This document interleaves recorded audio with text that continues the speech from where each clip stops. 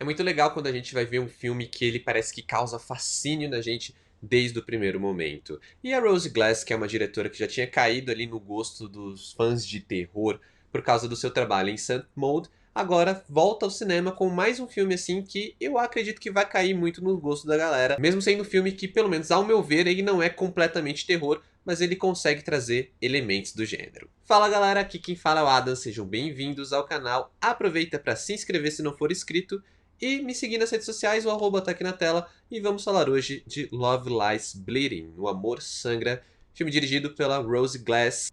Na trama, após engatarem em um romance, Lou, uma funcionária de uma academia, interpretada por Kristen Stewart, e Jackie, uma ambiciosa fisiculturista vivida por Katie O'Brien, precisam lidar com a complicada família de Lou e seu envolvimento em uma série de crimes. Esse filme é fascinante como ele traz tantos elementos que parecem ser elementos que podem afastar boa parte do público. Desde ser uma história ali protagonizada por um casal lésbico, até ser um filme que ele trabalha ali uma questão de crimes, mas também de pontuar essa narrativa com vários elementos de horror que eu acho que poderiam afastar uma parte do público, mas eu acho que se você não for fã de terror, você ainda consegue entrar nesse filme e curtir bastante, porque como eu falei, ele não é um filme assumidamente, completamente um filme de terror, embora ele traga ali, consiga mesclar bem alguns elementos. Eu vou falar uma coisa assim, quase uma curiosidade, porque por algum motivo eu tava assistindo esse filme do começo ao fim, eu achei bem interessante a forma como a diretora aborda os temas, né, traz ali o desfecho, lembrando que eu não vou falar de spoilers, mas eu fiquei pensando, nossa, que crime bizarro. Se por algum motivo eu achava que esse filme era um crime real, abordava uma história real e não tem nada a ver. E aí isso fez muito mais sentido depois que eu assisti, porque eu não sei de onde eu tirei essa informação, mas não é um true crime. Mas é um filme que ele é provocador de várias maneiras. E eu acho que se ele fosse um true crime, ele seria até mais provocador, mas isso não importa. O lance é que ele é um filme provocador de verdade em vários momentos, de várias maneiras, e é um filme que pode dar o que falar, principalmente porque parece que a gente tá vendo uma onda de conservadorismo por parte do público, até pelo público mais jovem, que reclama de cenas mais sensuais, coisas, tópicos mais eróticos no cinema, e aqui a gente tem um filme que não tem medo de ir pra esse lado mais sensual. E é engraçado porque recentemente a gente teve o filme Rivais, do Luca Guadagnino, que também é um filme ali com um tom, assim, bem mais sensual, que agora, né, parece que Hollywood não tem mais medo de sexo. A Rose Glass aqui, ela não se poupa de trazer bastante cenas ali mais explícitas, né, cena entre as duas garotas, mas não de uma forma banalizada, mas sim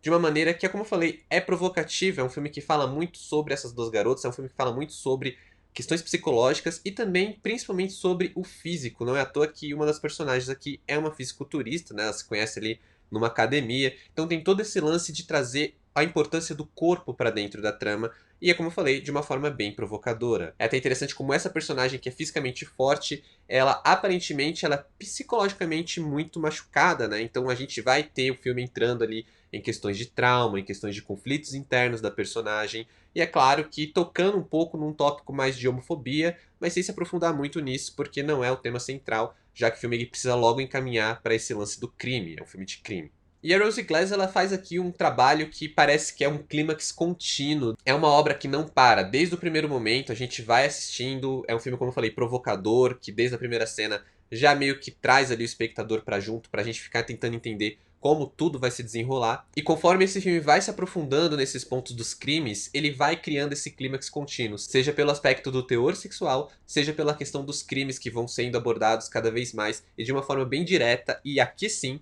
muito, mas muito explícita mesmo. Ele parece que é um filme que tá levando o espectador sempre ali pro máximo, a gente tá sempre assim, meio assustado, meio em alerta, com um sentimento de urgência ali apitando, porque parece que a qualquer momento, aquela história do Hitchcock, se você mostra uma bomba pra explodir e os personagens não sabem, mas a gente, espectador, sabe, a gente vai ficar ali pirando com suspense. Então, é algo até parecido com o que a Rose Glass faz aqui, só que de uma maneira mais abstrata, né? A gente não tá vendo literalmente uma bomba, mas a gente tem um sentimento, seja pelos cortes, seja pelos planos, de que algo está acontecendo ou algo está para acontecer, e é um filme que, apesar de muito aberto, ele acaba conseguindo trazer um sentimento claustrofóbico pro público, justamente por essa sensação de que tem alguma coisa que vai dar muito errado em algum momento, e isso pode ser a qualquer hora. Isso também se deve muito ao que eu comentei do filme pincelar alguns tons de horror. Aqui a gente tem, no caso, um horror muito mais corporal. Como eu falei, a fisicalidade, o lance dos corpos é um fator muito importante em Love Lies Bleeding.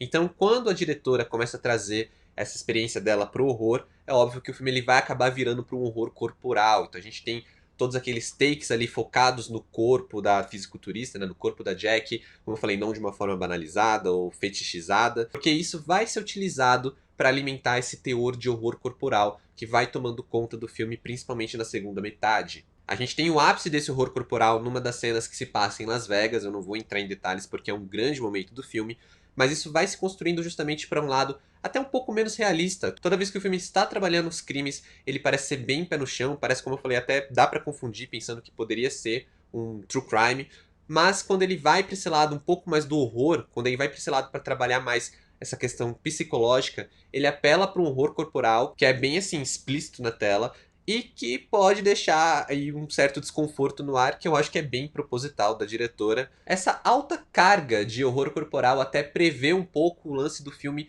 flertar com um aspecto mais fantástico, que é algo que, como eu falei, vai se intensificando conforme o horror vai aparecendo mais de forma mais clara no filme. Vou repetir que eu não vou entrar em spoilers aqui, mas para todos os efeitos, é um desfecho que pode dividir o público por causa da forma como a Rose Glass ela aborda ali o conflito, ela aborda ali a conclusão desses pontos, desses aspectos, quando ela precisa de fato fechar o filme. Mas de toda forma, pelo menos pra mim, foi algo bem satisfatório. Eu acho que funciona com toda a proposta do filme, não me afastou e pelo contrário, me deixou ali com aquele sentimento de quero mais e de quero debater esse filme, quero ler mais, quero assistir de novo. Eu acho que pode causar esse interesse, mas como eu falei, também pode causar uma certa divisão por causa da forma como ela vai construindo toda essa história, toda essa coisa bem pé no chão, e depois ela começa a flertar com os elementos de horror, começa a flertar com um lado um pouco mais fantástico. Para Love Lies Bleeding, nota 8.